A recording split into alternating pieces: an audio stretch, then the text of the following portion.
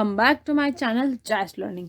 आज हम करेंगे chapter 6 from class 9th lines and angles का topic angle sum property. So इससे पहले जो है मैं आपके साथ parallel lines and parallel lines की एक्सरसाइज जो थी एक्सरसाइज 6.2 एंड 6.1 इंट्रोडक्शन सब शेयर कर चुकी हूँ। सो आप वो जाके जो है मेरी प्लेलिस्ट देख सकते हो। उसमें मैंने प्लेलिस्ट अलग अलग सब चैप्टर की बना भी रखी है और आप इस चैप्टर की भी प्लेलिस्ट चेक कर सकते हो। सो एंगल सम प्रॉपर्टी होती क्या है? एंगल सम प्रॉपर्टी बेसिकली किसके लिए लगता है? ज़्यादातर ये लगता है ट्राइंगल्स के लिए। This is only apply for triangles. ये जो है ट्राइंगल्स के लिए लगता है। ठीक है, जैसे ये ट्राइंगल्स है, ट्राइंगल है मेरा।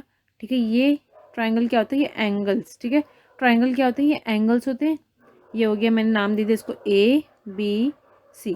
ठीक है, सो क्या होता है एंगल सम ऑफ प्रॉपर्टी कि the sum of all the angles of a triangle, कि जो सब ट्राइंगल्स के एंगल्स का जो एंगल्स होते हैं ये ए बी सी जो है, इनका सम क्या होता है? 180 डिग्री के इक्वल।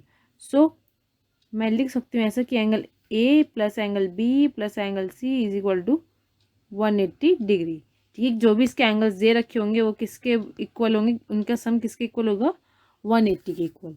ठीक है, सो ये थी थ्योरम 1 जो इसमें इसके अंडर मतलब एंगल सम प्रॉपर्टी के अंडर है वो थी। ठीक है, एक और थ्योरम आती है जो दूसरी थ्योरम जो इस प्रॉपर्टी के अंडर है कि if a side of a triangle is produced then देखो जैसे इसमें डायरेक्टली बता देती हूँ। ये है ट्राइंगल। ठीक है, मान लो मैंने ये एक्सटेंड कर रखी है लाइन। ठीक है, एक्सटेंड कर रखी है और ये मेरा एंगल्स है। एंगल्स छोड़ो, मैं डायरेक्ट बता देती हूँ आपको। ये है और ये मैंने एक्सटेंड कर रखी है आगे लाइन। ये मेरा ए हो गया, ये बी, ये सी और ये मेरा डी। ठीक है,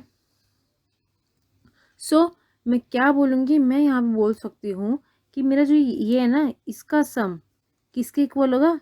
इस एंगल के जो अपोजिट होंगे अंदर एंगल्स, इसके इक्वल होगा। अपोजिट हमेशा ध्यान रखना कि the sum of interior opposite लिखो, ये नहीं एक्सटीरियर। एक्सटीरियर ये ट्राइंगल में ही अप्लाई होगा सिर्फ। ठीक है, exterior angle is always equal to the sum of opposite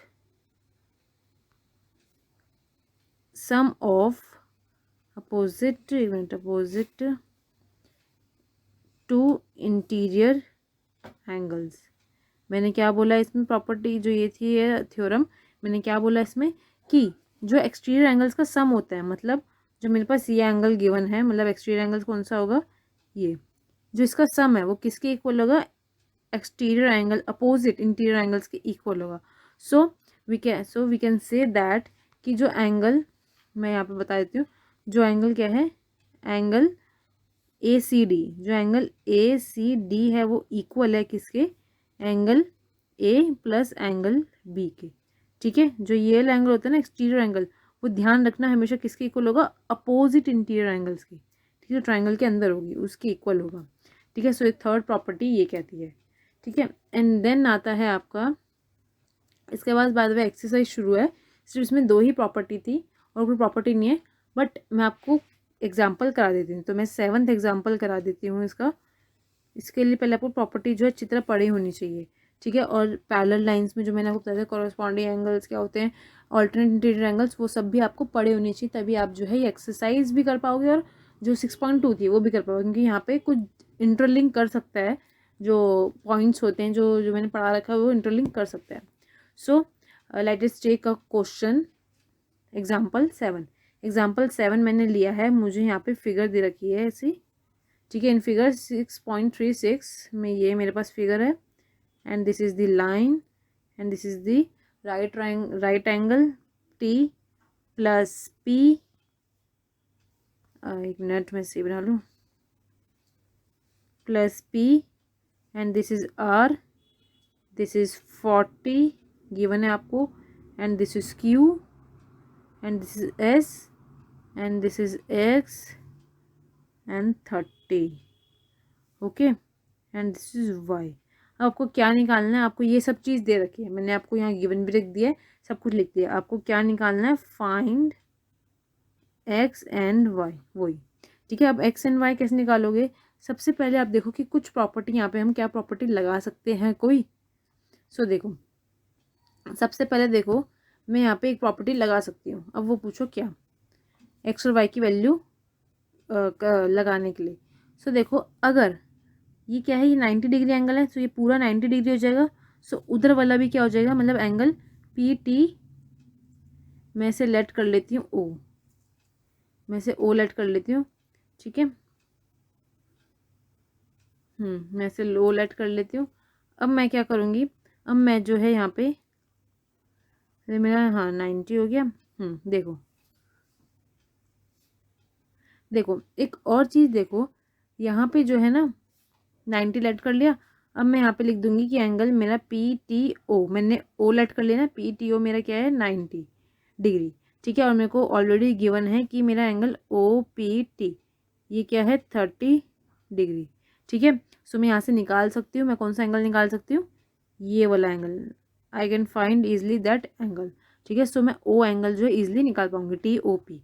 तो t O p, p t o plus angle o p t plus angle T O p is equal to 180 degree by angle sum property से। ठीक है, ये मैंने निकाल लिया। अब angle P t ओ मुझे 90 दे रखा था, plus angle o p t क्या है मेरा 30 है, प्लस मेरा एंगल टी ओ पी क्या है मेरा, मेरे को निकालना है, जो मुझे ओ निकालना है ना वो। ठीक है, सो मेरा ये क्या आ गया 120 plus angle T O p is equal to 180 degree. ठीक है, so angle T O p मेरा यहाँ से क्या निकल गया, 180 माइनस 120 क्या आ गया मेरा 60, तो मेरा टी ओ पी क्या आ गया 60। ठीक है, सो मेरा ये अगर 60 आ गया, ठीक है, सो मैं बोल सकती हूँ कि ये भी मेरा 60 होगा। ठीक है, ये भी क्या होगा मेरा 60 होगा, क्यों, because of vertically opposite angle, ये अपोजिट हो रहे हैं, सो ये वर्टिकली अपोजिट एंगल हो जाएगा। सो मैं लिख सकती हूँ कि angle T O p is equal, जरूरी नहीं कि वर्टिकल अपोजिट एंगल सिर्फ पैरेलल लाइंस में लगेगा, वो किस में भी लग सकता है। अगर आपको इंटरसेक्टिंग लाइंस कोई दिख रही है ना, सो वो लग सकता है वर्टिकली अपोजिट एंगल। ठीक है, so I can write it as angle T O P angle Q O S, Q O S ही है ना, हाँ this is Q O S is equal to क्या होगा 60 degree by V O A, means vertically opposite angle. ठीक है, अब उसके बाद आ गया आपका 60 आ गया, अब ये भी 60 आ गया। सो आप ये भी वाई भी फाइंड कर सकते हो इजिली, क्योंकि 40 ये दे रखा है आपको, मैं बताती हूँ देखो, आपको ये 40 दे रखा है, आपको ये 60 दे रखा है, आपको ये वाई दे रखा है। सो आप इजिली फाइंड कर सकते हो वही एंगल सम प्रॉपर्टी लगा के। सो मैं लिख देती हूँ यहाँ पे कि angle s Q o plus angle Q O s, ये क्यू है, एक मिनट में फिर लिख देती हूँ, क्यू प्लस एंगल वाई, मैंने एंगल वाई लिख दिया डायरेक्ट, ताकि आप जो है समझ जाओ कि ये एंगल वाई निकाल रहे हैं, एंगल सम प्रॉपर्टी। ठीक है, सो एस क्यू ओ क्या दे रखा है आपको 40 degree, plus o q s क्या दे रखा था आपको, मैंने निकाला जो 60 degree, and angle y we have to find. ठीक है, सो ये आ गया आपका 100 आ जाएगा, सो इधर आगे ये क्या बन जाएगा 80। सो मेरे y की वैल्यू क्या आ गई 80 डिग्री। ठीक है, हमारे पास y आ गया। अब यहाँ से क्या निकाल सकती हूँ, देखो x कैसे निकलेगा, देखो अब मैं अगर ये मानूँ कि अगर मैं ये पूरा बड़ा ट्राइंगल लूँ, देखो अगर मैं ये पूरा बड़ा ट्राइंगल लूँ ये वाला, ठीक है, सो मैं पे एंगल सम प्रॉपर्टी लगा सकती हूँ, क्योंकि ये 90 डिग्री है, ये मेरे पास 40 डिग्री दे रखा है, और ये मुझे ये निकालना है। सो यस, मैं यहाँ पे जो है ए एस पी मतलब एंगल सम प्रॉपर्टी यहाँ पे मैं लगा सकती हूँ। So I can apply angle sum property here, and मैं लिखने दूंगी यहाँ पे कि एंगल इन ट्राइंगल, पहले आपको इन ट्राइंगल भी लिखना पड़ेगा, इन ट्राइंगल लिखना ज़रूरी है ताकि पता रहे इन ट्राइंगल कौन सा ट्राइंगल है, टी क्यू आर। ठीक है, and then we have to write as per the theorem. ठीक है, सो क्या हो जाएगा q t r plus angle q r t plus angle TRQ is equal to 180 degree, ठीक है, by angle sum property.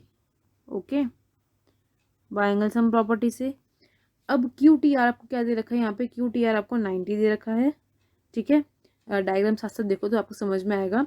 And angle QRT क्या दे रखा है आपको निकालना है, जो X है।